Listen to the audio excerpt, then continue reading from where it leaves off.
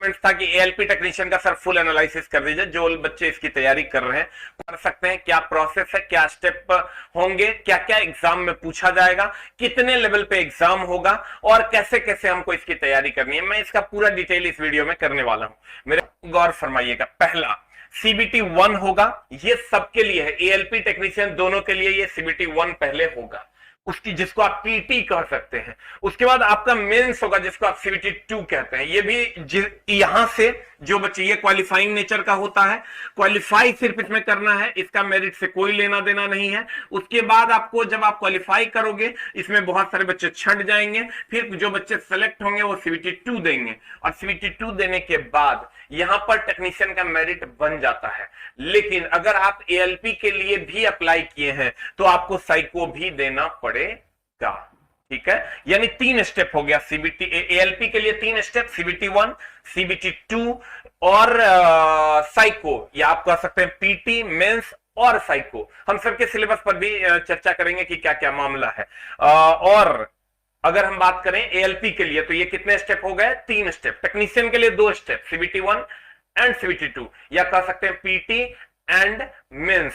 फिर हम चलते हैं सर सीबीटी 1 पर, चर्चा करते हैं कि सीबीटी 1 की का क्या मामला है और एजुकेशनल क्वालिफिकेशन क्या चाहिए।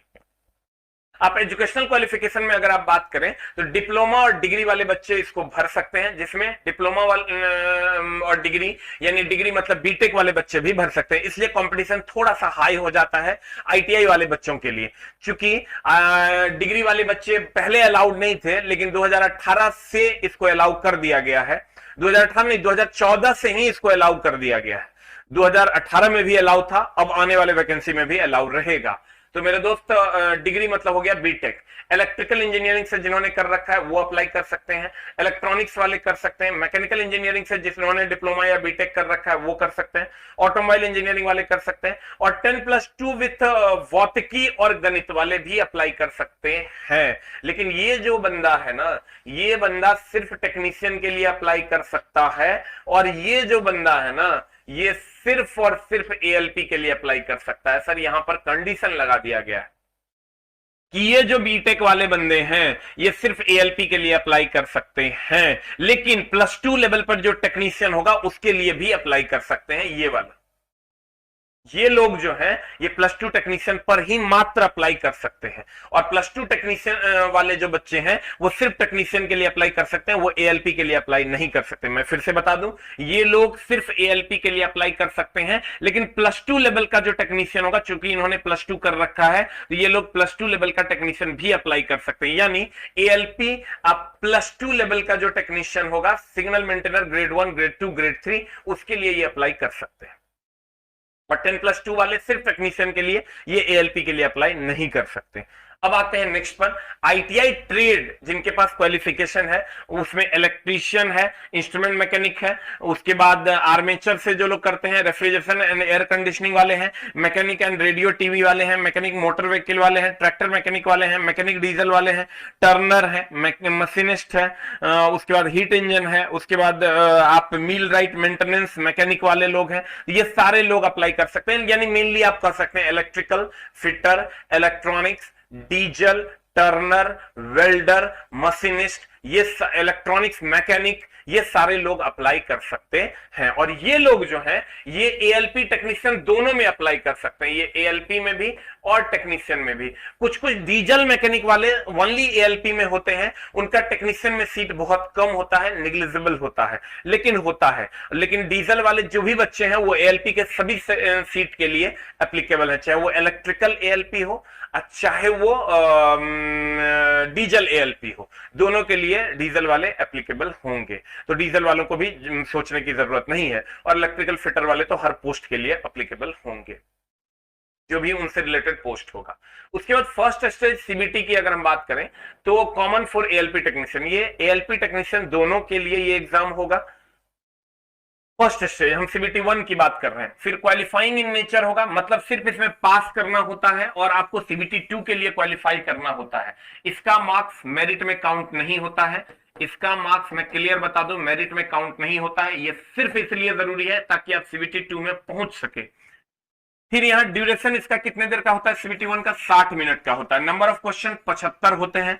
Minimum percentage of marks for eligible in various categories जो है, यहां पर सर मैं थोड़ा बता दूं कि मिनिमम कितना परसेंट मार्क्स आपको लाना होगा। 75 में आपको 40% मार्क्स लाना होगा, यानी 30 मार्क्स लाना होगा। 30% मार्क्स लाना होगा ओबीसी वालों को, यूआर को 40%, ओबीसी को 30%, एससी को 30% और एसटी को 25%। यानी मार्क्स के आधार पर अगर देखें आउट ऑफ 75 तो यूआर को 30 नंबर लाना होगा, ओबीसी को 22.5 और एससी को 22.5, एसटी को 18.75, ये मिनिमम लाना होगा। लेकिन पिछली बार ऐसा नहीं हुआ, इस कैटेगरी में बच्चे ही नहीं हो पाए क्योंकि इतना भी नंबर बच्चे नहीं ला पाए। आप सोच के देखिए कि 75 में 30 नंबर बच्चे नहीं ला पाए, 75 में 22.5 नहीं ला पाए, 18 नंबर तक नहीं ला पाए, तो बाद में इसको जो है 15 नंबर तक लेकर जाया गया जनरल वाले बच्चों को। 30 नंबर था कट ऑफ कि मिनिमम इतना आना चाहिए, ये क्वालिफाइंग इन नेचर था, मतलब सिर्फ इसमें क्वालिफाई करके आप सीबीटी 2 में जाइए सर। लेकिन इसको लास्ट में घटा के 4 बार रिजल्ट दिया गया और मात्र 15 नंबर पर सिलेक्शन हुआ। यानी सीबीटी 1 आपके लिए बहुत ज्यादा टेंशन की बात नहीं है। सीबीटी 1 में तो आपका सिलेक्शन होना ही होना है, नहीं होने का कोई बात नहीं है। तो आप सीबीटी 1 के लिए एकदम टेंशन न लें तो ज्यादा बेहतर है। अब आते हैं सिलेबस फॉर सीबीटी 1। इसमें मैथ रहेगा आपका, रीजनिंग रहेगा आपका, साइंस रहेगा आपका और general awareness and current affairs रहेगा। साइंस में फिजिक्स, केमिस्ट्री एंड बायो तीनों रहेगा, फिजिक्स, केमिस्ट्री एंड बायो तीनों रहेगा इसमें, ये भी ध्यान देने वाली बात है। और general awareness and current affairs आपका रहेगा, मैथ, रीजनिंग, साइंस यानी फिजिक्स, केमिस्ट्री एंड बायो और general awareness and current affairs. बच्चे कहते हैं नहीं सर सिर्फ फिजिक्स पूछेगा, ऐसा नहीं है सर। सीबीटी 1 का जो सिलेबस है उसमें ये चारों है। उसके बाद दूसरे चरण के लिए चुने जाने वाले उम्मीदवारों की कुल संख्या एएलपी और तकनीशियन में समुदायवार कुल रिक्ति का 15 गुना होगा। अगर मान लीजिए कि टोटल वैकेंसी 100 है तो 1500 लोग सीबीटी 1 में चुने जाएंगे, यानी 15 गुना रिजल्ट दिया जाएगा। जितना नंबर ऑफ वैकेंसी है उसका 15 गुना रिजल्ट यहां दिया जाएगा। फिर हम आगे बढ़ते हैं, अब आते हैं सेकेंड स्टेज सीबीटी 2 पर। सीबीटी 2 ही मेन डिसाइडिंग फैक्टर और इसी से मेरिट बनना है।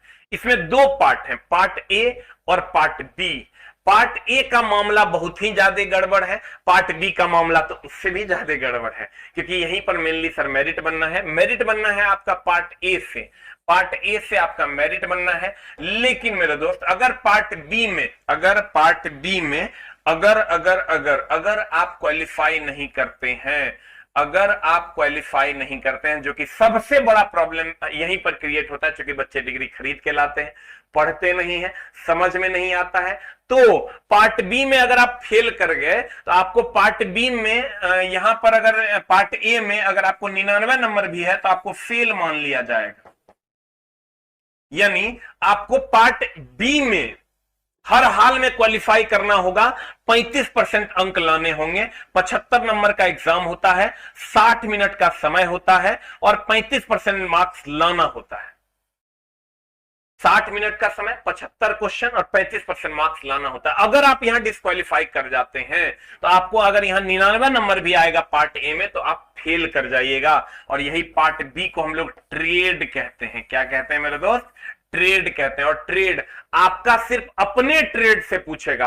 2014 में क्या था, 2014 तक कि सबको सबके ट्रेड से पूछता था, लेकिन 2018 से इसको बदल दिया गया है, अब सिर्फ आपको अपने ट्रेड से ही पूछेगा।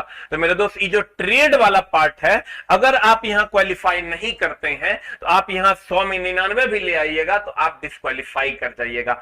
और ये पार्ट बच्चे पढ़ नहीं पाते हैं। जब वैकेंसी आती है तब पढ़ना शुरू करते हैं। और ये वाला जो पार्ट है ये कम से कम 8 महीने का कोर्स है, क्योंकि सर आप जो 2 साल आईटीआई में पढ़ते हो उसी को यहाँ 8 महीने में आपको पढ़ना होगा। और जब 8 महीने में आप इसको पढ़िएगा तभी आपका काम हो पाएगा। लेकिन बच्चे क्या करते हैं, अभी तो वैकेंसी है नहीं तो अभी हम पढ़ेंगे